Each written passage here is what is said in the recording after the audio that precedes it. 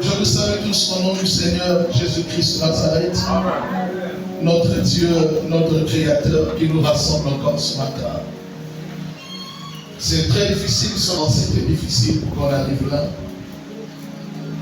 Nous étions déjà en orange de poussière. Donc ce matin-là, c'est compliqué. On s'est dit quel est le miracle qu'on va faire pour arriver à Ngolio, c'est chaud. Alléluia. Amen. Mais Dieu a fait grâce quand même, qu'on a eu quand même du carburant, que Dieu soit loué. Amen. Voilà pourquoi nous sommes là ce matin. Et nous disons à Satan, tu as échoué. Alléluia. Amen. Satan, tu as échoué ce matin. Amen. Gloire au Seigneur. Alors, je vous propose un thème ce matin qui s'intitule comme ceci. Ce qui arrive quand on ne prie pas. Ce qui arrive quand nous ne prions pas. Amen. Quand tu n'as pas l'habitude de prier, quand tu n'aimes pas prier, quand tu ne veux pas venir à la prière, quand la prière pour toi n'est pas une obligation, mais c'est une option. Quand la prière pour toi c'est quelque chose qu'on te force, quand la prière pour toi c'est quelque chose qu'on te transporte, c'est quelque chose qu'on t'embarque par force. Lorsque tu ne comprends pas c'est quoi la prière, et quand tu n'as pas l'habitude de prier, de faire de la prière ta vie, de faire de la prière une obligation spirituelle, de faire de la prière une ordonnance et une loi que le Seigneur a donnée à toutes les personnes et à tous les chrétiens de prier. Quand tu n'as pas l'habitude de prier et quand tu n'aimes pas prier, qu'est-ce qui peut t'arriver? Qu'est-ce qui peut arriver dans ta vie? Par introduction, j'aimerais dire ceci ce matin. Si Dieu n'avait pas précipité Satan sur la terre, si Dieu n'avait pas permis de venir sur la terre, de mourir à la croix, afin de permettre que l'Église et les enfants du Seigneur soient sauvés, si Dieu n'avait pas chassé Satan dans le ciel pour que Satan puisse se réfugier dans l'Apocalypse chapitre 12, le verset 12, que malheur a vaut la terre et la mer, car le diable est descendu envers vous animé d'une grande colère. Si le diable n'habitait pas la terre, si le diable n'habitait pas les forêts, si le diable n'habitait pas les eaux, les rivières, si le diable n'habitait pas les hôpitaux, si le diable n'habitait pas la morgue, n'habitait pas les cimetières, si le diable n'habitait pas dans la vie des gens pour causer des maladies, si le diable n'habitait pas dans les familles pour en semer ce qu'on appelle ici l'infertilité, pour semer la pauvreté, pour semer la trisomie, pourquoi on devait prier? Parce que nous prions à cause de Satan qui existe. Nous ne prions pas à cause de Dieu. Non. La prière n'est pas pour Dieu, la prière est pour nous. La prière, comme on dit, est une conversation, un dialogue d'un chrétien envers son Dieu. En réalité, si nous partons vers Dieu, parce que nous avons quelqu'un qui nous menace. Amen. Nous avons quelqu'un qui nous combat. Nous avons quelqu'un qui ne permet pas que nous puissions être tranquilles. Donc, si le diable n'avait pas désobéi à la parole de Dieu et à Dieu dans le ciel, je pense qu'on ne devait plus prier, mais on devait adorer. Mais la prière est intervenue à cause de ce que le diable n'a pas eu peur de faire au ciel, c'est qu'il est capable aussi de le faire sur la terre. Si le diable n'a pas eu peur de désobéir à un Dieu au ciel, ça veut dire que le diable n'a pas peur de te faire du mal. Le diable n'a pas peur de te transgresser. Le diable n'a pas peur de te détruire. Le diable n'a pas peur de t'anéantir. Voilà pourquoi tu dois aimer la prière. Maintenant, lorsque tu n'aimes pas la prière, lorsque tu n'as pas le temps pour la prière, lorsque tu ne pries pas comme il se doit, comme quelqu'un qui veut mener une vie chrétienne normale, qu'est-ce qui arrive? On va lire la parole de Dieu d'abord. dans 1 Thessaloniciens, chapitre 5, le verset 17, qui était notre texte de base, et d'autres versets nous pouvons donner par la suite. 1 Thessaloniciens, chapitre 5, le verset 17, si nous pouvons nous mettre debout pour donner le respect à la parole de Dieu. Lisons la parole de Dieu dans le livre de 1 Thessaloniciens, le chapitre 5, le verset 17. Gloire à Dieu. La Bible déclare de prier sans cesse. Prier sans cesse. Qui a une autre version? Pasteur, tu as une autre version avec toi? Prier sans cesse. Toujours ça, c'est lycée. Je vais lire dans la version d'Arby que j'ai ici. Toujours prier sans cesse. Alléluia. On peut s'asseoir. La Bible dit ceci.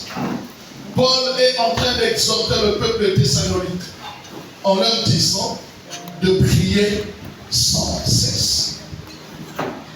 Prier sans cesse. En d'autres termes, prier sans se relâcher. En d'autres termes, prier quand c'est le temps de prier. En d'autres termes, prier même quand tu n'as pas envie de prier. En d'autres termes, prie même quand ça marche. En d'autres termes, prie même quand ça ne marche pas. En d'autres termes, prie même quand tu es marié. En d'autres termes, prie même quand tu es célibataire. En d'autres termes, prie même quand tu n'as pas d'argent. En d'autres termes, prie même quand tu as l'argent. En d'autres termes, prie quand la vie va bien. En d'autres termes, prie même quand la vie va mal. C'est pour dire que la prière, on ne fait pas un choix. Pour dire que non, si je veux, je prie. Si je ne veux pas, je ne prie pas. Non, non, non. La prière est une vie. La prière n'est pas une option que quelqu'un a le droit de choisir s'il veut ou pas. Non, vous devez prier parce que c'est votre vie. Vous devez prier parce que vous avez des combats. Vous devez prier parce que vous avez des attaques. Vous devez prier parce que vivre sur la terre, c'est autre chose. Vous devez prier parce que vous avez besoin d'acquérir auprès de Dieu de l'énergie, du carburant, de la puissance, de la force et des capacités qui peuvent vous donner le droit de résister devant les attaques de l'ennemi. La question que je te pose, c'est de savoir, si tu ne pries pas, tu fais quoi? Si tu ne pries pas, tu fais quoi? Dans ce monde, suivez les médias, les amis. Suivez les informations. Regardez tout ce qui se passe avec une vie générale dans le monde entier. Vous allez aux États-Unis, il y a des choses qui se passent. Vous allez en France, il y a des choses qui se passent. Vous allez en Afrique, il y a des choses qui se passent. Vous allez même en Asie, il y a des choses qui se passent. Il y a des crashs de gauche à droite. Il y a des guerres de gauche à droite. Il y a des famines de gauche à droite. Il y a des situations difficiles de gauche à droite. Mais qu'est-ce qui nous maintient en vie? C'est la prière. Si on ne prie pas, les amis, ça serait difficile de résister, de vivre sur la terre. Si on ne prie pas, ça serait difficile de remporter des guerres, de remporter des victoires dans notre vie. Si nous prenons la prière et nous le mettons de côté. Mais la question qui s'est posée aujourd'hui, c'est de savoir ce matin, qu'est-ce qui arrive pour une personne, pour un chrétien, pour un enfant de Dieu qui ne prie pas, qui ne passe pas son temps à prier. Qu'est-ce qui arrive? La première chose qui arrive, c'est la confusion.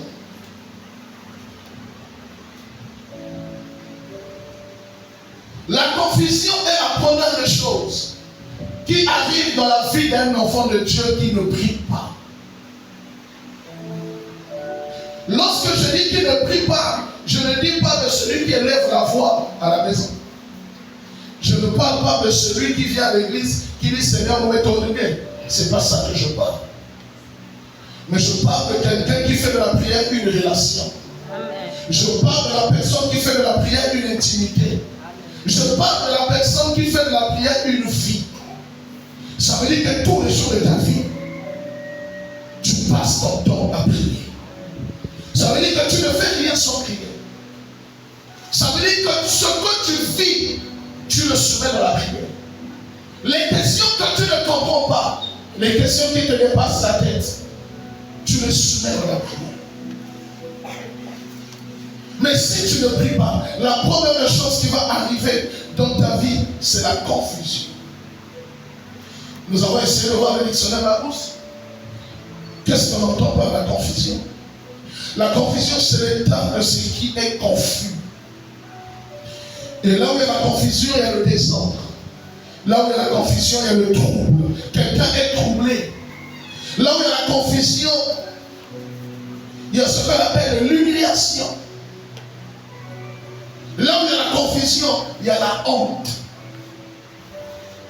Tu vis une vie de honte. Tu vis une vie de confusion. Tu vis une vie de trouble.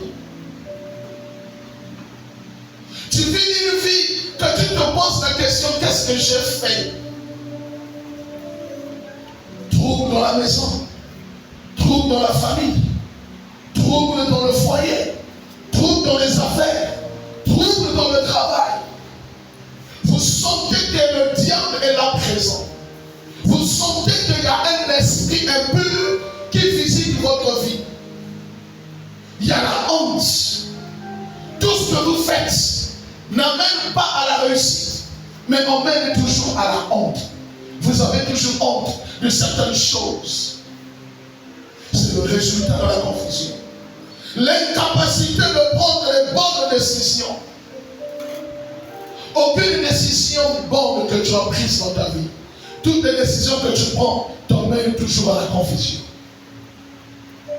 Toutes les décisions que tu prends, c'est des décisions qui n'aboutissent pas. Toutes les décisions que tu prends, c'est des décisions qui n'avancent pas. Toutes les décisions que tu prends, c'est des décisions qui ne prospèrent pas. Il y a toujours des choses qui sont floues dans ta vie. Lorsqu'on vit la confusion, vous sentez qu'il y a le tohu-bohu. Vous sentez qu'il y a le chaos. Vous sentez que tout est flou dans votre vie. Rien ne va. S'il y a des gens qui veulent enlever, tu es la première des personnes qu'on enlève, on n'enlève pas les autres. Alors que tu viens à l'église. Si il y a une femme à décevoir, tu es la seule femme qu'on va décevoir. Si tu es la seule personne qu'on va escroquer, tu seras la seule qu'on va escroquer. Donc tu sens la confusion dans ta vie. Et tu te poses la question, qu'est-ce qui ne va pas? Pourquoi ça ne va pas? Pourquoi la confusion est rentrée dans ta vie? C'est parce que la prière manque. C'est parce que la vie de prière n'a pas encore atteint un niveau là où Dieu souhaite. C'est parce que ta vie de prière, Dieu veut te conduire dans une vie de tous les jours. Pas une vie accidentelle. Pas prier comme tu veux, mais prier comme tu, c'est-à-dire faire de ça comme une obligation personnelle. Parce que prier et avoir la vie de prière, c'est deux choses différentes. On peut venir prier à l'église, mais avoir la vie de prière, c'est pas l'église. La vie de prière, c'est à la maison. La vie de prière, c'est à l'entreprise. La vie de prière, c'est ce que tu mènes tous les jours de ta vie. Ce matin, nous sommes à l'église, bien-aimé dans le Seigneur. Dis-moi, à quelle heure tu t'es réveillé pour prier? Ce matin, nous sommes à l'église. Dis-moi, à cause de la saison sèche, à cause du froid qui frappe les maisons et les domiciles, est-ce que tu es sorti de ton drap pour prier ce matin? Même à 4 heures, même à 1h du matin, même à 7 heures, même à 6 heures. Ou bien tu es venu prendre de la prière de l'église. Je voudrais te dire ce matin, la prière de l'église seule ne suffit pas pour t'emmener de victoire. Aucune personne ne peut vivre de victoire s'il vient seulement recevoir la prière de l'église, parce que le diable ne t'attaque pas seulement à l'église, mais le diable t'attaque dans la maison, le diable t'attaque dans ton foyer, le diable t'attaque dans ton business. La vie de prière de tous les jours va te permettre d'éviter la confusion. Amen. Est-ce que je parle à quelqu'un? Amen. Vous savez, quand il fait froid, la Bible dit dans le proverbe, le paresseux ne sort pas pour aller labourer. À cause du froid, beaucoup de gens tombent dans la couche. Beaucoup de gens tombent dans la paresse.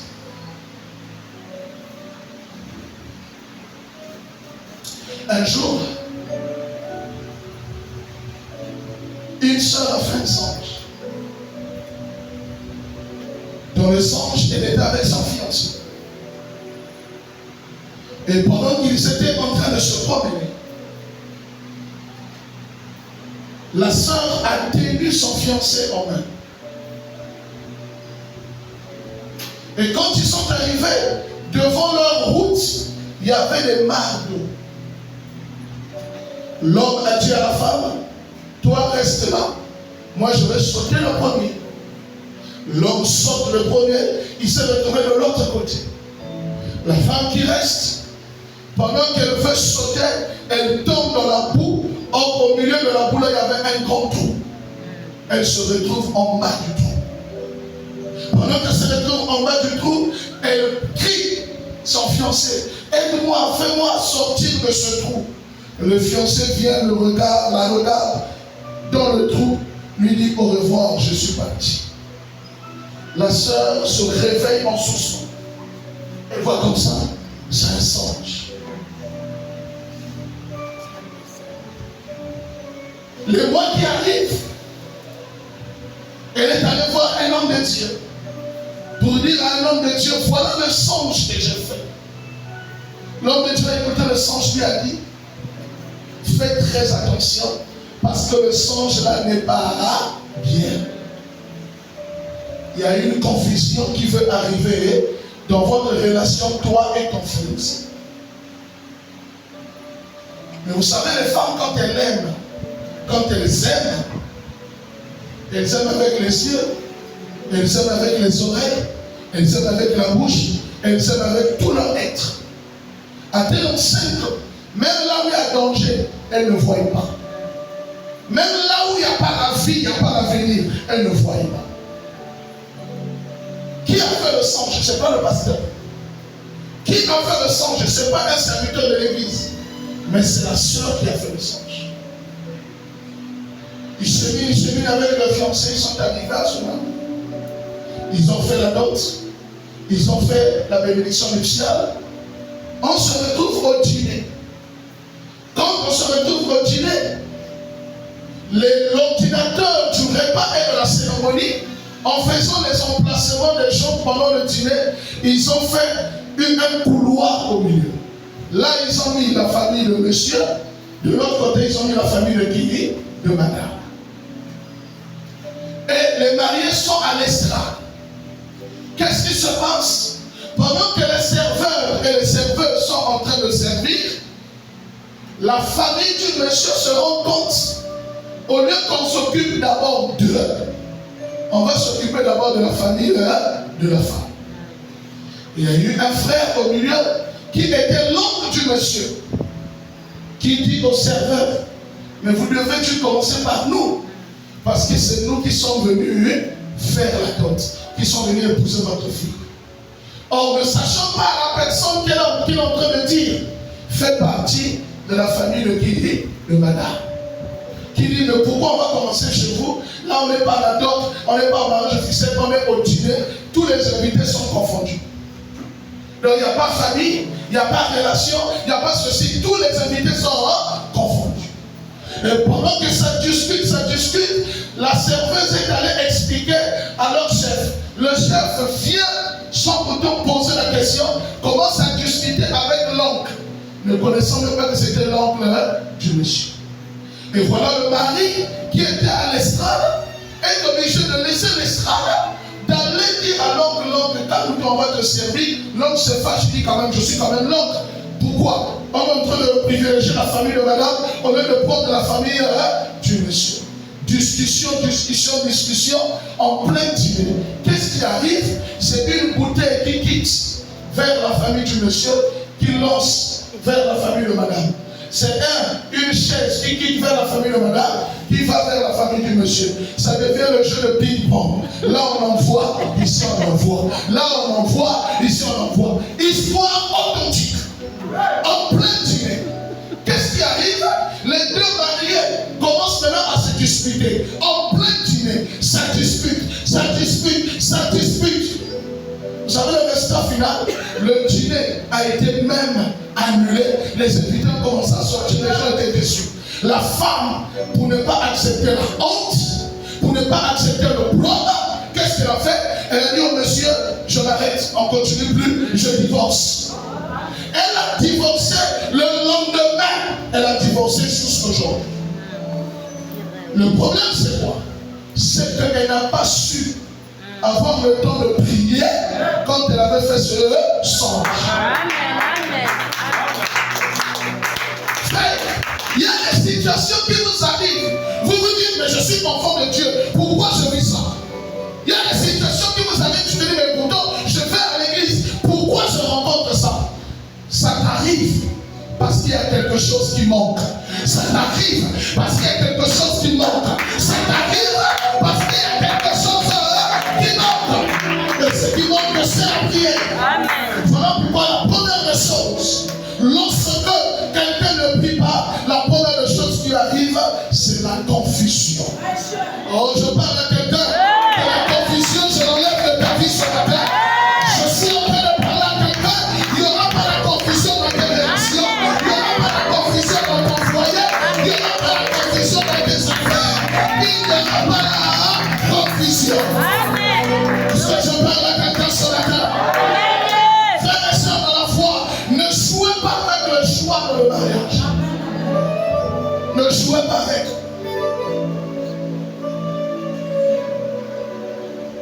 Parce que si vous jouez avec, vous allez pleurer toute la vie. Il y a des gens qui vivent de malédiction, qui vivent de pauvreté. Dieu n'est pas dedans. Le diable aussi, lui, n'est pas dedans. C'est ton choix. Donc il faut faire très attention. Parce que quand tu as la confusion, tout est confus. Tu ne sais plus quelle décision prendre. Tu ne sais plus qu'est-ce qu'il va faire. Mais il y a un endroit où tu dois poser des questions. C'est dans la prière. Il y a un endroit, des questions qui te dépassent. Des questions que tu ne comprends pas. C'est dans la prière. Quelqu'un m'a écouté ce matin. Amen. Deuxième des choses.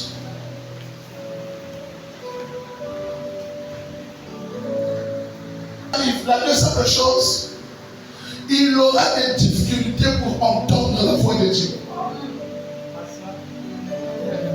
Au moins dans moto, à Woumeli dans l'église, n'a yokan sans de tata au Kolomoko. Comment veux-tu dire que tu es un papa, tu ne connais pas la voix de ton père? Comment veux-tu dire que tu es le fils de monsieur interne? Non, mais dis-moi, est-ce que Ryan ne connaît pas ta voix? Est-ce que Ryan, s'il parle, même si tu n'as pas vu, tu ne peux pas savoir que c'est Ryan? Alors,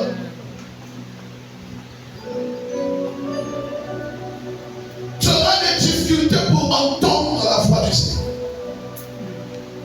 Or, si tu as des difficultés pour entendre la voix du Seigneur, tu auras du mal à faire des choix.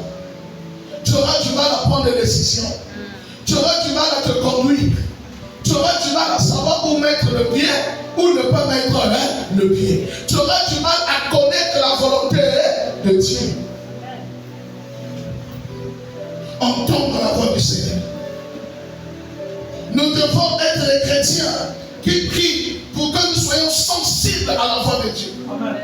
Moi, je vois des chrétiens qui se plaignent dans leur situation, qui se plaignent dans les difficultés, qui se plaignent dans les problèmes. La question que je vous pose, vous êtes des chrétiens, Dieu vous a dit quoi? C'est bon de se plaindre.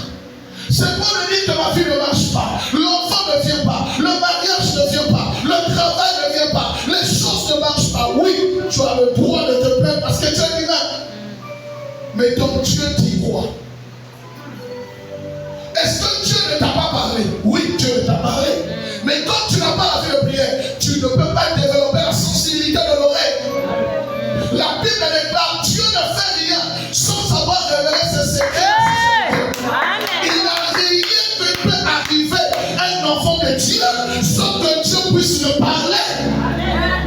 On peut être nombreux qui venons à l'église, mais il y a moins de personnes qui écoutent la voix du Seigneur. Écouter la voix du Seigneur, ce n'est pas comme le pasteur prêche. Écouter la voix du Seigneur, ce n'est pas entendre le bruit de l'adoration. écouter la voix du Seigneur, c'est de savoir que Dieu te parle. Nous ne prions pas un Dieu mort.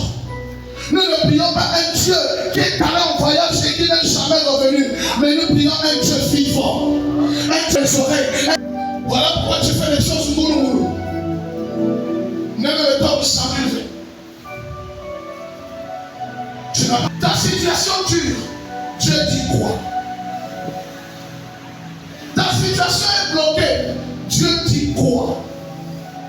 Tu ne vois rien. Dieu dit quoi? Tu ne comprends rien. Dieu dit quoi? Regarde Jésus. Il était conscient. Mourir à la croix, c'était la volonté de qui? De son Père. Amen. Mais quand même, il va demander la volonté de Dieu dans le jardin de Gethsemane. Lorsqu'il a vu sa sueur se transformer en sang. Jésus dit quoi? Père, toutefois, non pas ta volonté, mais que ta volonté se fasse. Il voulait se rassurer. Est-ce que papa a-t-il réellement agréé que je puisse mourir à la croix? Est-ce que vous vous rassurez? Est-ce que vous demandez la volonté de Dieu? Je vais te dire ce matin, si tu n'as jamais écouté Dieu, si tu n'as jamais entendu Dieu, je me pose la question, qu'est-ce que tu viens faire à l'église? Parce que la vraie prédication, c'est celle qu'on vit personnellement avec Dieu à la maison. La vraie parole, c'est celle qu'on vit personnellement avec Dieu à la maison. Lorsque je prêche ici, c'est une prédication générale. Tout le monde écoute. Mais il y a des prédications, Dieu parlera qu'à toi. Il y a des enseignements, Dieu donnera à toi. Écoute-moi. Si tu ne peux pas entendre la voix de Dieu, c'est qu'il y a un problème qui ne marche pas. C'est que ta vie de prière est très faible. Rien ne va. Parce que celui qui prie beaucoup, il a la facilité d'entendre Dieu. Je dis bien la facilité. Maintenant, vous savez, vous ne pouvez pas s'habituer. Ça va, ça va, ça va. Vous devenez quelqu'un avec Dieu, vous vous habituez. À n'importe quel instant, Dieu peut te parler. C'était l'histoire d'Adam et Ève dans le jardin. Dieu pouvait le parler à chaque instant. Dieu pouvait le venir voir à chaque instant. Maman, frère et soeur, est-ce que tu entends la voix du Seigneur? Je ne parle pas des gens qui disent Yisou. Je ne parle pas des gens qui disent Ninga. Qui disent Ninga. Ça, c'est des grimaces. Je ne parle pas des gens qui disent Mounakala c'est fait, programme à Nebe Basima. Ça, c'est des grimaces. Je parle des gens qui ont une relation avec Dieu, à qui Dieu peut parler comme tu le veux. Dieu peut te dire là où tu vas. Arrêtez. Yes. Dieu peut te dire côté de la côte, il te coule que là. Amen. L'autre, quand tu sors de la discussion, il regarde une plaine arrosée. Il voit la verdure, ma casse de ce qu'on fait. Il voit les fruits, il dit nous coulons des couilles. Mais là où Abraham regarde, il n'y avait rien qui pouvait attirer l'attention de quelqu'un. Il n'y avait rien qui pouvait plaire aux yeux de quelqu'un. Mais c'est là où Dieu dit à Abraham, vas-y là-bas. Vous savez, quand quelqu'un écoute Dieu, il est rassuré de là où il va. Quand quelqu'un écoute Dieu, il est rassuré de ce qu'il fait. Quand quelqu'un écoute Dieu, il est rassuré de son choix. Quand quelqu'un écoute Dieu, il est rassuré de ses préférences. Quand quelqu'un écoute Dieu, il ne pousse pas de gauche à droite parce qu'il connaît ce que Dieu a dit. Est-ce que je parle à quelqu'un? Commencez ce ministère. De ma génération, le pasteur Bélé de ma génération, c'est quelqu'un qui me connaît il y a des années. Toute ma génération, c'est les gens qui ont fait le ministère, qui ont des églises. Mais moi, je les regarderai faire. Parce que le temps de Dieu, à qui Dieu avait dit, n'était pas encore arrivé. On ne commence pas l'église parce que tu es déçu dans une église. On ne commence pas l'église parce que tu es mécontent de quelque chose quelque part.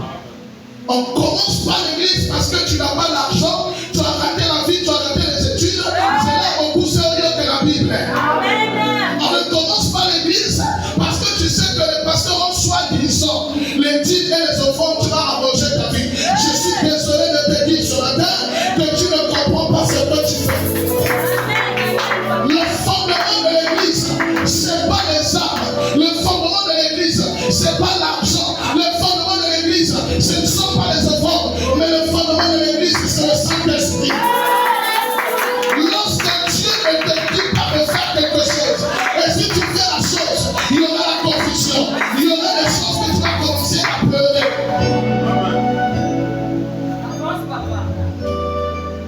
a eu 5 personnes qui ont eu les songes et les révélations. Ces songes et ces révélations ont commencé depuis quand j'étais à notre église Néhémie vers le Galilée. Mais moi je disais toujours, madame, vos histoires d'église là, je ne suis pas dedans. Mauvais coup. Mais vous savez, quand le temps de Dieu est arrivé, pour éviter de perdre ma vie, pour éviter de perdre mes affaires, pour éviter de perdre mes business, Dieu a dit le temps est arrivé. Amen. Et la personne qui m'a dit ça, une vieille femme de 60 ans, qui m'a croisé pendant que je sortais de mon bureau. Je ne la connais pas, elle ne me connaît pas. Qui m'a dit, papa, le temps est arrivé. Moussa Neve, mes âmes, mes autres locaux, la Melouna. Nous sommes allés voir avec madame, un pasteur de l'autre côté là-bas, qui nous a vus et nous a fait rentrer dans son bureau. Quand il est rentré dans le bureau là, on est avec madame, il dit, le temps est arrivé pour commencer le ministère.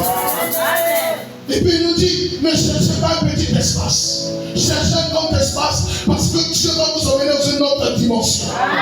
Jusqu'à là, je voulais toujours, je dis, nous voulons. Mamie, vous n'êtes pas fait. Quand il m'a pas les babas. Je voulais toujours.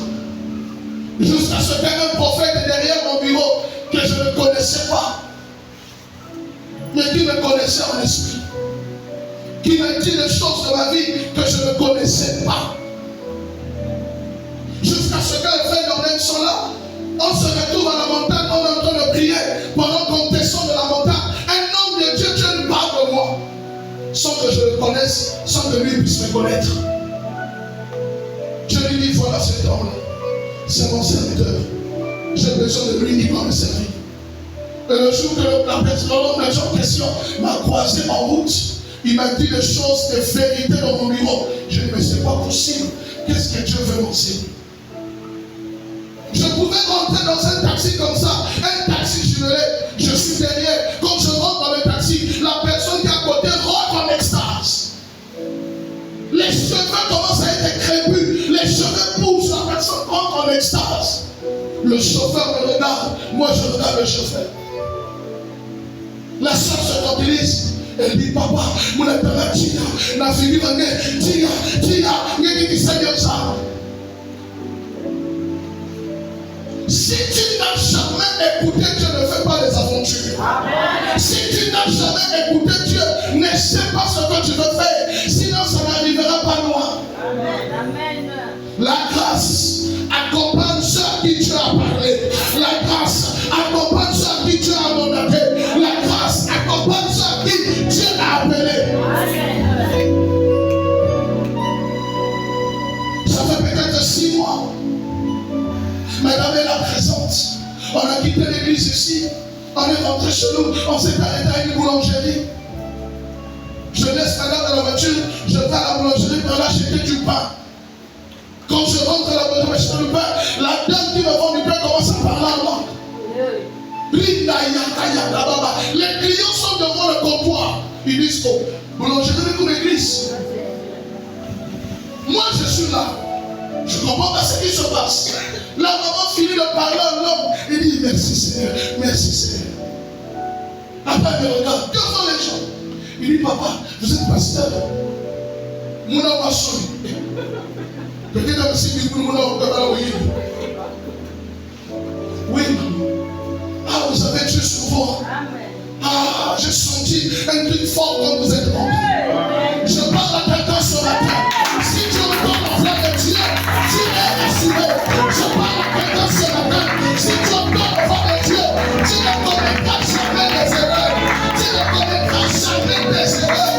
Parce que Dieu a toujours été dit. Il a dit, ne fais pas lever là-bas, ne fais pas lever là-bas. Et on a fait l'anniversaire l'année passée, les 1 année dans l'église. Tous les orateurs, les 2 orateurs qu'on a invités sont venus prophétiser si grave. Ils ont dit des choses compliquées. Ils disent, c'est pas possible. Ce qu'on voit dans vos vies, c'est Dieu qui est en train de faire. On ne démarre jamais avant le Saint-Esprit. On démarre après le Saint-Esprit. Il faut que Dieu parle. Voilà pourquoi si quelqu'un n'a pas la vie de prière, il ne peut à entendre parler de Dieu. C'est là où je te rassure ce matin. Tu n'es pas au mauvais endroit. Tu es au bon endroit. Et je vais te le garantir avec la vie. Je ne suis pas venu chercher l'argent. Je ne suis pas venu faire une annexe pour que vous me disiez que demain va la route. Je suis désolé. Je suis venu dans ce quartier de Noyo pour faire l'œuvre du Seigneur, pour faire l'œuvre de Dieu, pour amener les gens à Christ, pour sauver la vie des gens, pour transformer la vie des gens. Le chef du quartier, quand il est venu ici, est venu me voir. Il dit, pasteur, vous êtes jeune, mais le quartier est compliqué. Bon, c'est pas grave. Essayez d'abord, on va voir. Mais depuis que nous sommes là, lui-même, il connaît à qui il parle. Il sait qu'est-ce qu'il parle aux gens. Bien-aimés dans le Seigneur, soyez rassurés. Si Dieu vous a dit, c'est qu'il est avec vous. Voilà pourquoi la vie de prière est très importante. Parce que celui qui ne prie pas, il aura des difficultés d'entendre.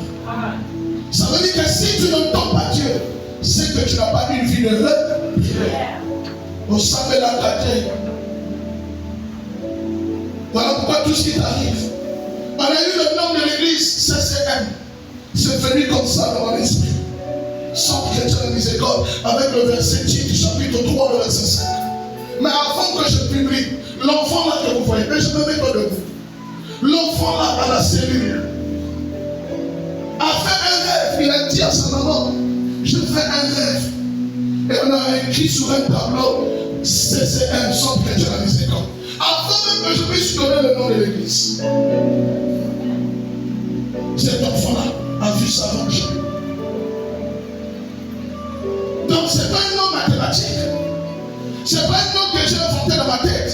C'est venu de Dieu lui-même. C'est Dieu qui a donné ce nom. Voilà pourquoi, même si les gens ne t'ont pas aimé, la miséricorde de Dieu est disponible.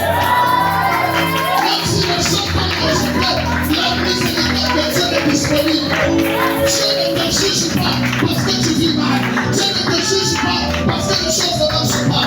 L'amour de Dieu avec sa miséricorde t'accompagne dans tout ce que tu fais. En moins de 6 mois, on a acheté les instruments. En moins de 6 mois, on a fait l'engard. En moins de 6 mois, on a fait des montées spectaculaires. À tel enseigne que même moi-même, je me pose la question, mais qu'est-ce qui est en train de se passer?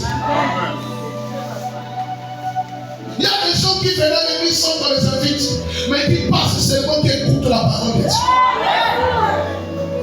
Peut-être que toi qui es là ce matin, tu as encore un doute dans l'endroit là où tu te trouves. Je viens te rassurer que tu es au bon endroit. Qu'on ne te trompe pas. Reste tranquille. Si tu es rassuré, tu vas faire ton parti. On a trop de témoignages ici. Si je ne m'arrête pas là, on va arriver jusqu'à demain matin. Écoutez Dieu. Ne faites pas les choses par le plaisir. Écoutez Dieu. Si vous écoutez Dieu, vous n'allez pas bouger. Vous n'allez pas trembler. Vous n'allez pas paniquer. Vous serez tranquille. Parce que je sais ce qu'il m'a dit. Je sais ce qu'il m'a dit. Il est avec moi. Même si ça ne marche pas aujourd'hui, je sais que ça marchera demain. Parce que c'est ce qu'il m'a dit. Alléluia. Est-ce que tu es là ce matin?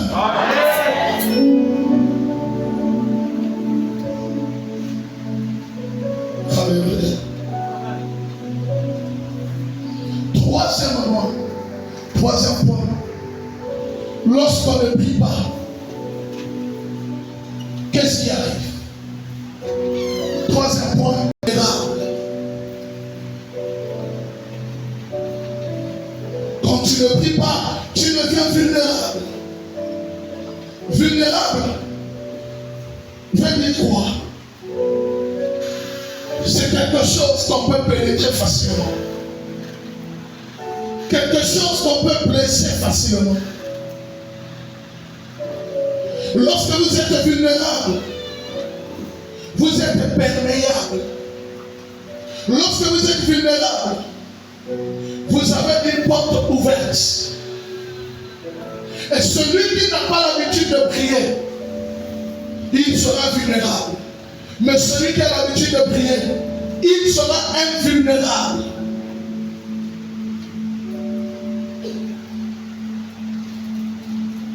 Ça veut dire que la prière emmène dans notre vie quoi? La protection.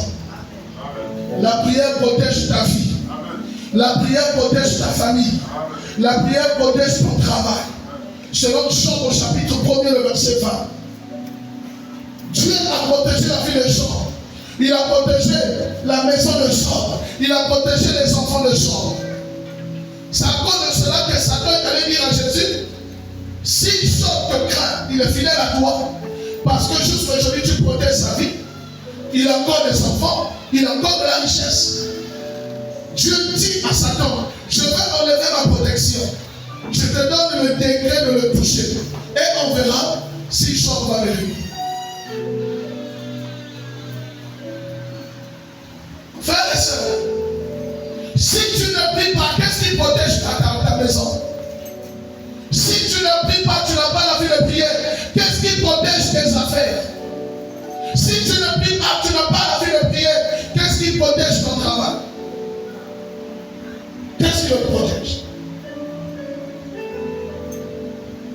Lorsqu'on prie, Dieu élève un mur. Dieu élève une muraille. Cette muraille, c'est une muraille de protection. C'est un mur de protection contre les chocs, contre les attaques, contre les combats invisibles et visibles, contre les situations que les gens qui te combattent la nuit. C'est le mur là. Mais le mur en question, c'est ta prière et ta vie de prière. Ce n'est pas l'eau bénite qui protège ta maison. Ce n'est pas le sel qui protège ta maison. Ce n'est pas la corde au rein qui protège ta maison. Ce n'est pas les amulettes et la casou qui sont dans ton tiroir du bureau qui protègent ton travail. C'est ta prière qui va protéger ta maison. C'est ta prière qui va protéger tes enfants. Tu ne te poses même pas la question. Pendant qu'il y a des épidémies, mais tes enfants ne tiennent pas ça. Tu ne te poses pas la question. Pendant que les gens sont tous malades, mais toi, tes enfants sont protégés dans le creux de la main de Dieu. Tu ne te poses même pas la question. Pendant que tout le monde pleure, il n'y a pas d'argent, il n'y a pas ceci, mais toi, Dieu te donne l'argent. Toi, Dieu bénit tes affaires, il bénit ton business. Ça veut dire que ta prière joue un grand rôle. Et un chrétien doit aimer la prière.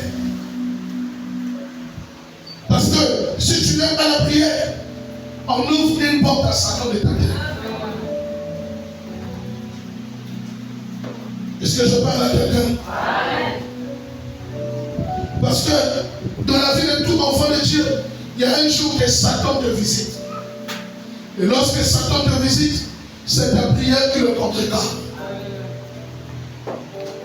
Vous ne connaissez pas ce qui se passe lorsque vous priez. Il n'y a jamais de cauchemar. Il y a des gens qui n'ont jamais de cauchemar. Vous connaissez les cauchemars? La Bible dit de le crier. On te fait quoi? Tu dors dans ta chambre, tu entends dans la chambre des enfants, on te crier maman, maman. Mais le diable là qui vous visite, il rentre partout. La Bible déclare si l'Éternel garde ceux qui gardent la vie garde l'enfant. Dieu garde au travers de nos prières pour qu'il constitue comme un protecteur. Tu as des troubles qui troublent ta maison. Alléluia. Les troubles est en train de troubler ta maison, trouble ton argent, trouble tes enfants, trouble est en train de tout troubler. Au lieu que c'est toi qui troubles le diable, mais c'est le diable là qui te trouble. Il trouble tes enfants, il trouble ton foyer, tu ne fais que pleurer parce que moi, tu ne fais que pleurer parce que rien n'avance. Tous les années, c'est pareil. Pas d'avancement, pas de changement, pas de vision, pas de progrès. Vous tournez en rond-point.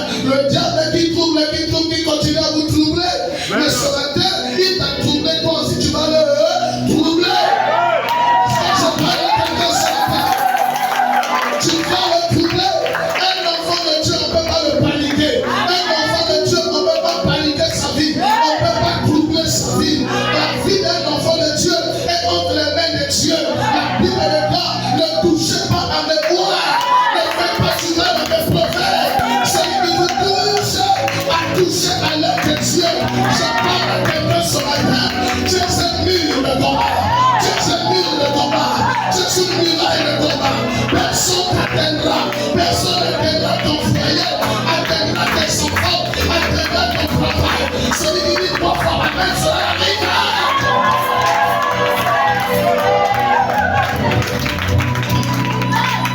Oh, dommage pour toi, toi qui es assis, parce que tu n'as pas encore compris ce que je dis. Je suis en train de parler aux sorciers qui doublent ta maison. Je suis en train de parler aux sorciers qui doublent ton argent. Je suis en train de parler aux sorciers qui doublent ton foyer. Ce matin, ils seront troublés. Ce matin, ils seront troublés. Ils vont vite troubler. Et c'est toi qui vas les troubler. On ne peut pas paniquer ta vie. C'est toi qui vas paniquer la vie des gens. Est-ce que quelqu'un m'entend ce matin? Yes! La prière protège ta maison. La prière protège ta maison. Merci, asseyez-vous. Alléluia. Protège ta maison.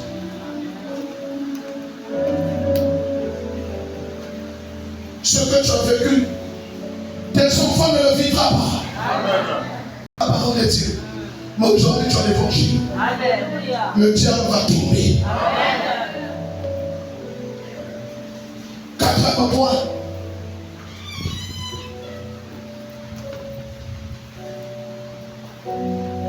Qu'est-ce qui arrive lorsqu'on ne prie pas? Quatrième point. On subit les oppressions des démons.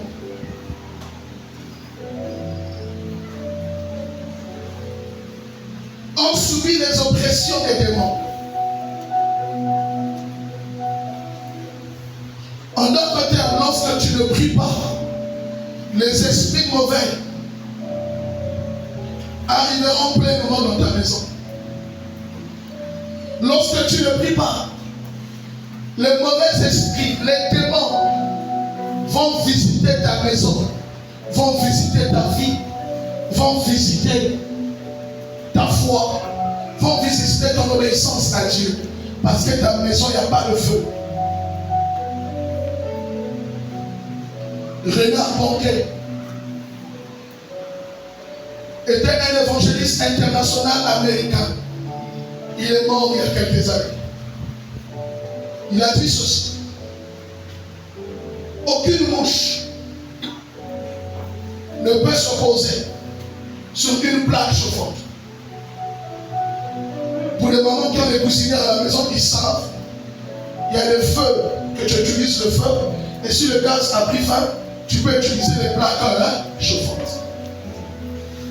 Aucune mouche ne peut se positionner sur une plaque chauffante. Pourquoi?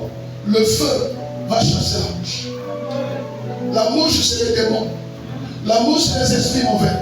Ça ne peut pas se poser sur ta vie, parce que ta vie est une plaque chauffante.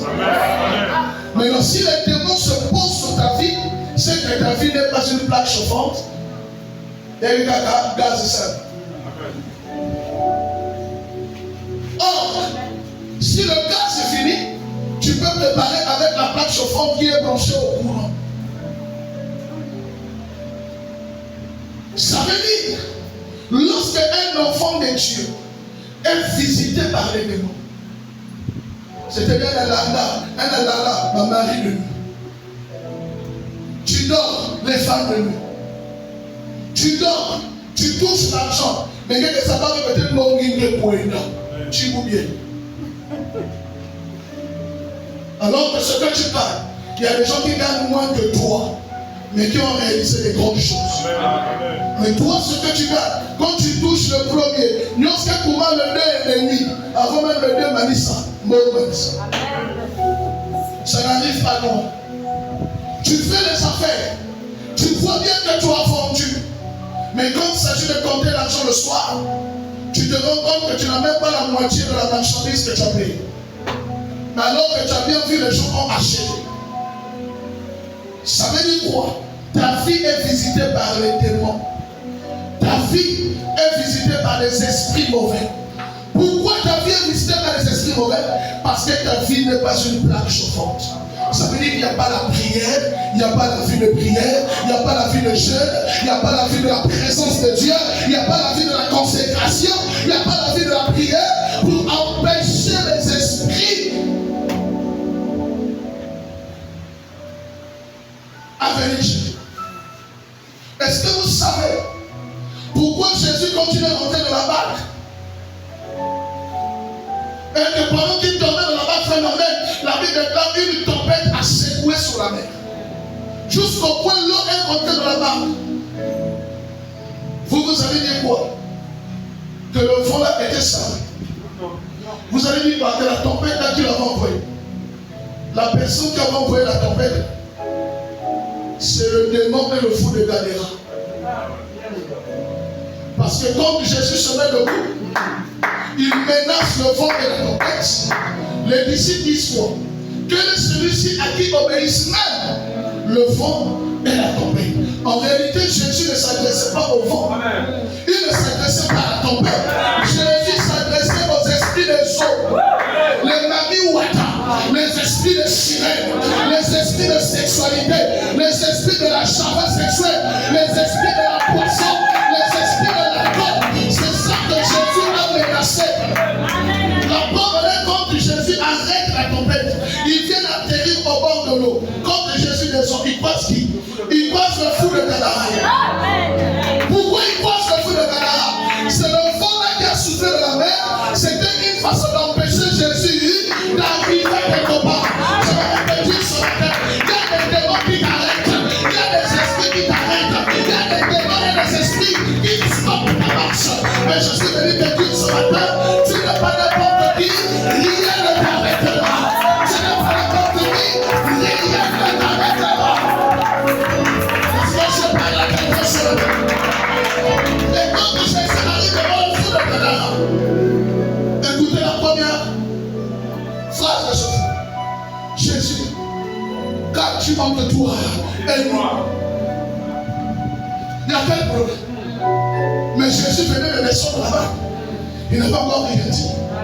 Or, la Bible dit quoi? Cet homme s'appelait les gens. Les gens veut dire quoi? Quelqu'un qui a 1000 démons. Ah, monsieur, vous ne posez pas 1000 démons. Ah, monsieur. Pas de démons de sa quartier. Pas de démons de sa famille avec nous. Pas de démons de sa famille. Il y a des démons qui ont tout. Est-ce que je parle à la tête? Voilà pourquoi il y a des gens qui ne subiront pas la délivrance, mais qui vivront la délivrance par leur prière personnelle. Il y a des gens qu'on ne va pas délivrer à l'église, mais leur propre prière personnelle va les délivrer. Pourquoi je vous dis de venir à l'intercession? Mais parce que vous n'avez pas. Si je vous dis de venir à l'intercession, c'est pour votre bien. Amen. Maman, frère, aujourd'hui tu n'as pas le temps de l'intercession. Mais si tu vas à l'hôpital, tu verras comment les gens ont besoin de la prière. Si tu actuellement il y a des hôpitaux qui ont fait des grèves, vous savez voir comment les gens pleurent la prière, comment les gens ont besoin de Dieu dans leur vie. Aucun chrétien peut être puissant. Aucun chrétien peut être dominé spirituellement s'il n'a pas la vie de prière. Les démons n'ont pas peur de ton argent. Les sorciers n'ont pas peur de ton gabarit. Les démons n'ont pas peur de ton ancienneté au boulot. Les démons n'ont pas peur de ta relation avec ta femme. Les démons ont peur de ta prière. C'est lui qui élève la voix. La Bible déclare je te répondrai. Je t'annoncerai les choses cachées. Dans la prière, il y a une autorité. Dans la prière, il y a une puissance. Je m'adresse ce matin à tous les démons de votre vie, à tous les magiciens de votre vie. Ils ne vous atteindront jamais. Est-ce que je parle à quelqu'un ce matin? Alléluia. Est-ce que je parle à quelqu'un? Un homme de Dieu avait perdu la vie de prière. Et quand il se réveillait chaque matin, il avait une pensée d'aller chez les femmes prostituées. Pasteur, homme de Dieu. À chaque fois, il avait d'aller voir les bordels. Il a vu aller voir les femmes prostituées de la rue. Vous savez, il y a des volontés que vous avez qui sont contraires à la volonté de Dieu, qui ne mêlent pas de vous-même. Même vous regardez la soupe, même sur vous bien, ça ne mêle pas de toi. Tu es visité. Même vous regardez la soupe, même cigarette, ça ne mêle pas de toi. Tu es visité. Même vous regardez la soupe, même la soupe est hôtel de soupe. Ça ne mêle pas de toi. Tu es visité. Tu es visité. Et cet homme de Dieu-là a vécu cette vie pendant 3 ans. À chaque fois, il laissait sa maison. Il partait chez les femmes prostituées de la rue. Et un jour, à chaque fois qu'il faisait ça, il sentait qu'il y a quelque chose qui quittait en lui. Il sentait qu'il perdait une énergie. Il perdait une puissance. Il perdait une volonté, une force. Il est allé voir un pasteur. Il a expliqué au pasteur. La première question que le pasteur lui a posée, est-ce que tu pries toujours? Parce que prier, c'est pas venir à l'église. Non, prier, c'est après l'église. Je suis désolé de te dire ça. Parce que tu vas me dire, mon papa, vous êtes là, il est là, mon adulte. Mou tala gen zam tala gen. Mou tala gen kuisa. Mais zam zam tu gen kuisa fait parce que nous sommes fait quoi coup, esprit avec un restaurant pour Mako. Nous sommes fait quoi coup, esprit avec la réunion de famille. Donc tu regardes d'abord fait Paris Istanbul parce que là on a fini là. Est-ce que je parle à quelqu'un ce matin? Mais il avait perdu la vie de prière. Et comme il a perdu la vie de prière, Satan a fait quoi? La visiter. La Bible dit quoi? Veillez et priez, afin que vous ne tombez point en tentation. Car la chair est faible. À quel moment la chair est faible? Parce que tu ne veilles pas, tu ne pries pas. Si tu veilles, si tu pries, la chair ne sera pas faible, mais l'esprit qui est disposé dominera la chair. C'est parce que les autres nous savent, ils veillent. Façon que la façon que vous ni façon si nous puisons avoir. Les gens font que c'est les gens. Les gens vont dire que je suis ça de ma tombe, je te rends grâce. Vraiment la maman même ils ont nous faire le saluer amen. Voilà mon na qui la fait la journée. Quand les gens bassi avec les gens, ils me là. Les gens bassi avec les gens, je la calcule. Oh t'as la boue, nous va dire nous vous avez après tout. Na dia. Béni même qui sont dans l'église, ça ne vous dit pas dire vous. Est-ce que je parle à quelqu'un ce matin? Quand tu sors là directement sur ça, si vous êtes un couple, là, le mari te dit déjà, alors il dit que déjà ici là, vous allez faire ça. Vous n'avez même pas eu le temps de rendre grâce à Dieu. Vous n'avez même pas eu le temps de dire merci Seigneur. Jamais de la vie. La prière ne connaît pas.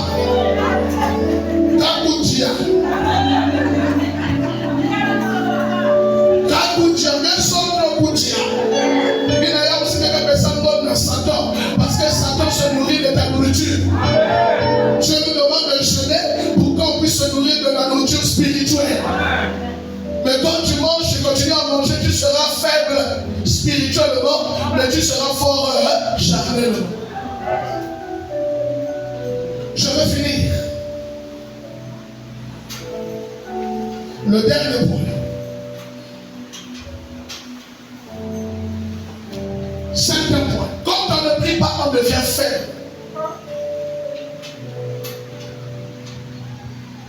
Il y a des gens que tu provoques. Mais toi tu es fort la journée. Mais ils sont forts la nuit. Voilà pourquoi il y a des combats qu'il ne faut pas engager. Il y a des attaques qu'il ne faut pas chercher. Quand les sorciers de votre famille disent, il faut même libérer le pamina, il faut même faire avec toi. Mais toi tu t'élèves, mais quel libérer fait? Il y a quelqu'un qui va faire avec toi. Maman, toi tu es fort de la nuit. Et ils disent ça parce que la nuit ils ont des corps.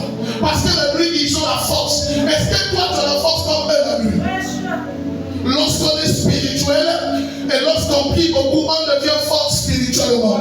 Il y a des choses que le diable ne touchera pas. Il y a des choses que le diable, même s'il peut combattre, il ne va pas vous vaincre. La Bible dit quoi? Il vous mènera la guerre. Mais il vous vaincra jamais. À qui? À qui qu'on va pas vaincre? Il y a quelqu'un qui dit que la guerre. Il Il va à la maison, je suis fatigué, j'ai pas travaillé la semaine. Donc nous devons peut-être.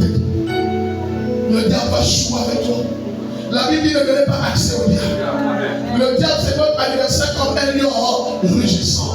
Cherchons qui va dévorer. Pendant que tu te fatigues, le diable ne se fatigue pas. Jusqu'aujourd'hui, depuis le temps de Jésus et des disciples, le verset là demeure, il rôde comme un lion. Jusqu'aujourd'hui, le diable continue à rôder. Il continue à chercher.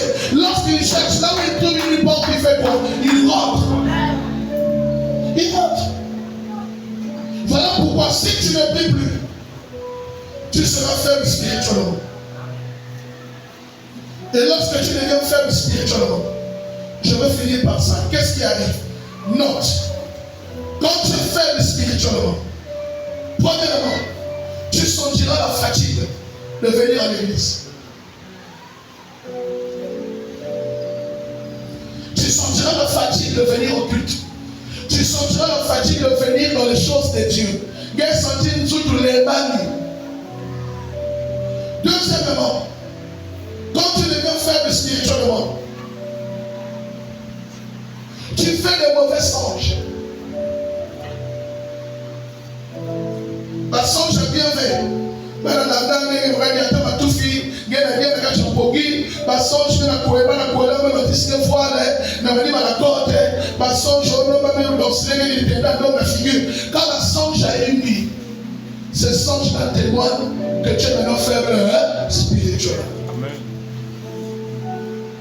Troisième chose, quand on est maintenant faible spirituellement, qu'est-ce qui arrive? On repart dans les défauts et les péchés qu'on avait laissés. On repart dans les actions, dans les œuvres et les comportements qui étaient bicats. Maman dit que ça que ça n'y a fait. Maman dit tout bas que nous nous devons tout bien pour faire. Maman dit que ça que nous n'ayons pas nous continuer à faire. Mais quand tu deviens faire, il devient foutu qu'il y a. Depuis quand on a la foi, c'est foutu comme la foi. Et dès que foutu là, la situation sera pire que la première. Comme il a dit. Si vous dites moi casser parce que c'est pour aller dans la deux, dans la tour. Et dès que vous n'avez pas cette habitude, vous n'avez pas la version des noirs. Les péchés que tu avais laissés, parce que le sentiment de son personne de foutre l'école, moi il a choisi de demander. Donc moi il a choisi, ni un de foutu que moi il a choisi. Papa et moi il est à côté. Il y a des décisions que quoi il y a dans la et là, ça crée la honte dans ton esprit. Et la honte là, dans l'esprit final, c'est quoi? Tu vas quitter l'église, tu vas fuir l'église. Parce que tu vas te gêner. Ta conscience va te reprocher. Il dit que tu vas et il dit que tu vas il y a que ça va sonner. Si tu vas faire ça, tu vas faire ça. Et tu vas faire toujours il y a que ça va sonner. L'église, mais toujours qu'on a pour moi. Il y a que ça là, sorry. Parce qu'il y a chipot, sauf, il va Canada. Il y a toujours dans ma cour. Mais il y a parce que l'homme peut mentir à tout le monde, mais il mentira pas à sa conscience. Quand tu repars dans les choses que tu avais abandonnées, ça veut dire que tu es devenu faible spirituellement. La vie de prière n'est plus.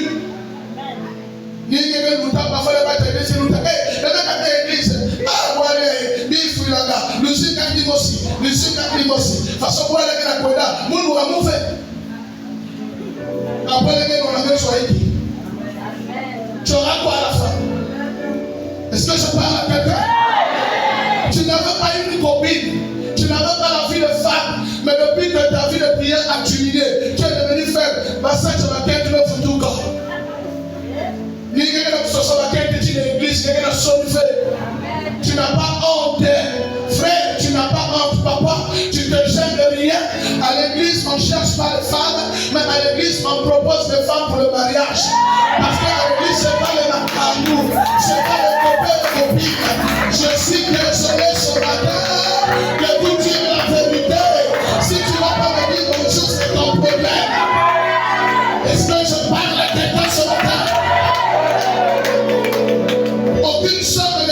tu vas lever le doigt que pasteur dragué te dit que le fait. Il n'a pas ça tu veux draguer dans mon sang. T'es comme italien. Naguna nous sommes avec nous sapi. Telle personne veut dans mon écart va faire ce que moi suis. Est-ce que ça parle à quelqu'un? Alléluia. Je ne blague pas les sœurs de l'église. Je ne pousse pas avec les femmes de pluie. Je suis serviteur de Dieu. Je ne veux pas pour mon témoignage. Je ne veux pas pour ma vie. Je suis venu dans ce quartier faire l'œuvre de Dieu. Mener les âmes à Christ. Je ne suis pas venu pour draguer les femmes. Comme toi tu le fais. Tu dragues les sœurs. Tu ne fais que draguer. Mais tu es incapable de les épouser. Tu es incapable de les honorer. Explore.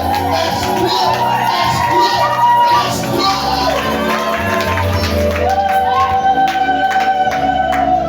Tu sors avec ta soeur, et puis avec une église, mais tu as la solide.